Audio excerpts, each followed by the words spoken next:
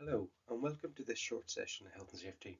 My name is David McLaughlin and I am the lead advisor with the Health and Safety team. By the end of this session, you as a manager will have a better understanding on how health and safety is managed within the Trust, the legal aspects for why we do it, what we in the Health and Safety team do to ensure compliance with the law, and how you as a manager can help.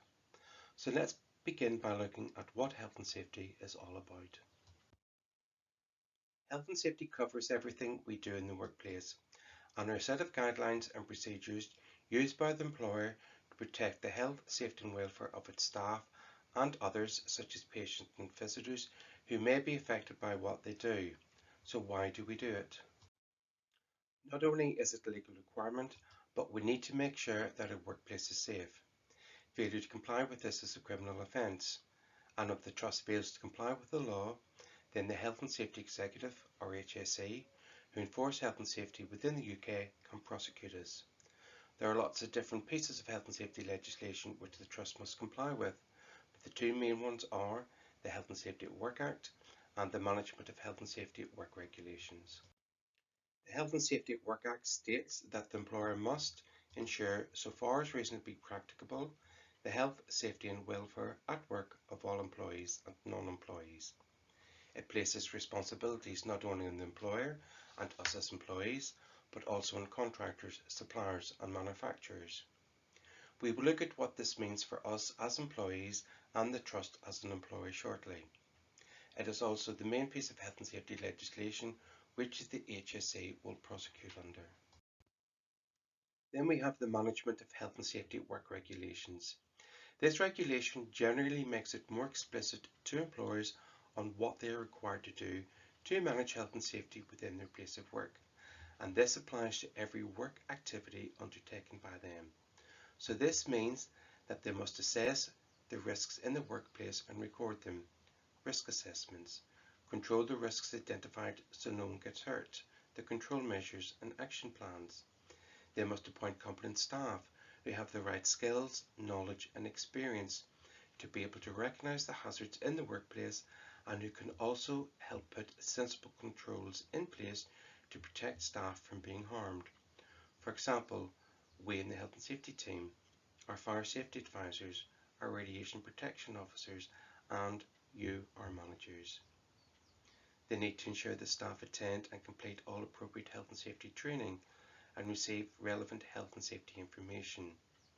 It also places extra duties on the employer in relation to new and expected mothers and young persons, that is, anyone under the age of 18. So what does this mean for the Trust as an employer? Well, they need to provide us with a safe place of work, provide us with safe plant and equipment, provide safe systems of work, recruit competent staff, assess the risks in the workplace, give employees information about those risks and the control measures being used to control them. They need to instruct and train employees in health and safety and consult employees on health and safety issues. So as you can see, the law places specific duties on the employer to make sure that their employees and others are protected from anything that might cause harm and that these risks are controlled. However, we as employees also have certain legal responsibilities which we must also comply with, and these are: not only must we look after our own health and safety, but we must also take reasonable care of others who may be affected by what we do. We must cooperate with our employer and colleagues and help everyone meet their legal responsibilities. We must not interfere with or misuse anything provided for our health, safety and welfare. An example would be propping open a fire door with a fire extinguisher. We must attend health and safety training and follow any health and safety instructions and advice given. So now we know why we do it, let's take a look at how we do it. So what do we do in the health and safety team? Well, we are here to ensure that the Trust is legally compliant with all aspects of health and safety legislation, and we do this by monitoring health and safety compliance.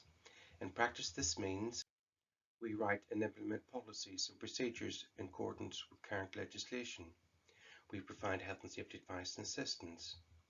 We ensure that risk assessments are completed and control measures have been put in place, and we also provide risk assessment training. We triage all staff accidents and incidents and ensure that they're thoroughly investigated. As the Trust, we have a legal duty to report certain accidents and incidents to the HSE under RIDDOR. So what is RIDDOR? Well, this is the reporting of injuries, diseases and dangerous occurrences regulations. And they state that if an employee injures themselves at work and is absent from work for more than 7 days as a result of this injury, then this must be reported to the HSE. However, not all workplace accidents are RIDDOR reportable, and in order for an injury to be reported as one, it must either be a specified injury or fall into one or more of the 3 work-related conditions classed by the HSE.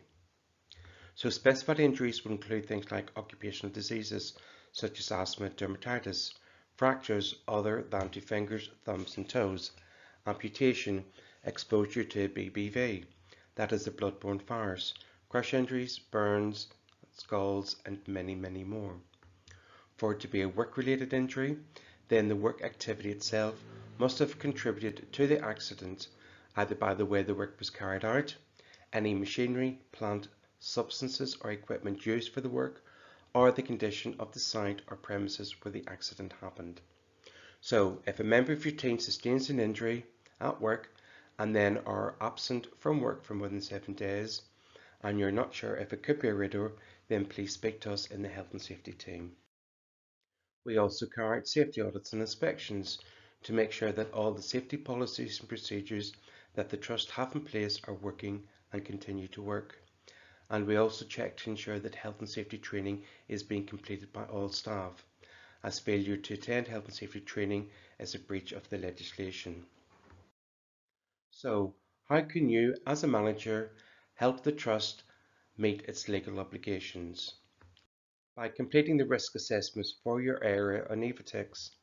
This is the Trust Health and Safety Management System, and as a manager you will receive further training on this and the risk assessment process. There are a number of mandatory records that all departments must complete. These are your annual security and annual team stress assessments, your 13 or 26-week health and safety checks, a general workplace and activity risk assessment, and then there are other assessments that need completing if they are relevant to your area only, like COSH for your hazardous substances and any moving and handling activities.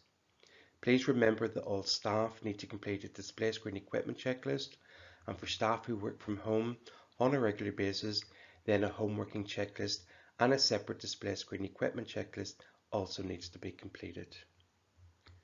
Report all accident and incidents in your area and including near misses through Bitesize, making sure that all relevant information relating to the incident has been recorded, especially if it could be a RIDDOR. Investigate all the accidents and incidents in your area regardless of severity, and remember for those that involve your staff that is severity 3 or above, you must also complete the internal health and safety investigation template. This can be found in the extranet, or you could email us on health and safety for a copy. Remember, completing investigations can help you find the root cause as to why it happened, so that action can be taken to stop it happening again.